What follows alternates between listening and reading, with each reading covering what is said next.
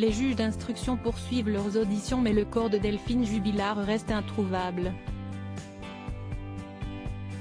Cette infirmière de 33 ans a disparu à Cagnac-les-Mines, dans le Tarn, dans la nuit du 15 au 16 décembre 2020. Deux témoins clés de l'enquête ont été auditionnés le 30 juin 2022. Il s'agit de l'amant de Delphine Jubilard et de son ex-compagne. Dans les bureaux du tribunal judiciaire de Toulouse, cette dernière a fait des révélations pour le moins surprenantes, selon les informations de la Dépêche. Le surnom évocateur de l'amant de Delphine Jubilard âgé de 32 ans, c'est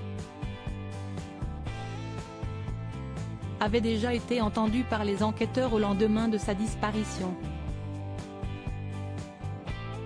À l'époque, elle était mille lieues d'imaginer la relation qu'entretenait le père de ses enfants avec Delphine Jubilard. L'interrogatoire a donc pris une toute autre tournure cette fois-ci.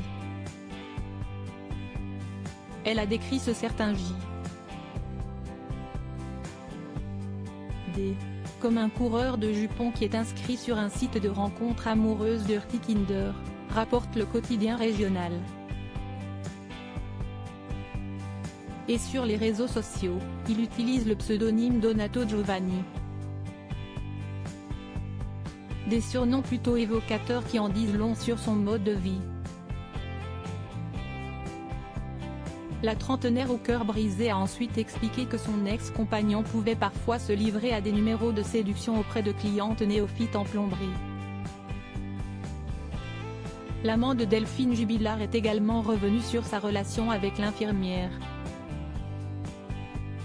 Ensuite, on voulait habiter ensemble sur Albi. Elle était très présente dans ma vie. Elle m'aidait à distance à finir les travaux de ma salle de bain. À ce moment-là, je sentais Delphine, la femme la plus heureuse du monde, a-t-il expliqué au magistrat. Cet homme a été entendu en tant que témoin. Quant à Cédric Jubilard, le mari de la mère de famille disparue, il reste le suspect numéro 1 dans cette affaire. Ce peintre plaquiste de 34 ans a été mis en examen et écroué le 18 juin dernier pour meurtre par conjoint.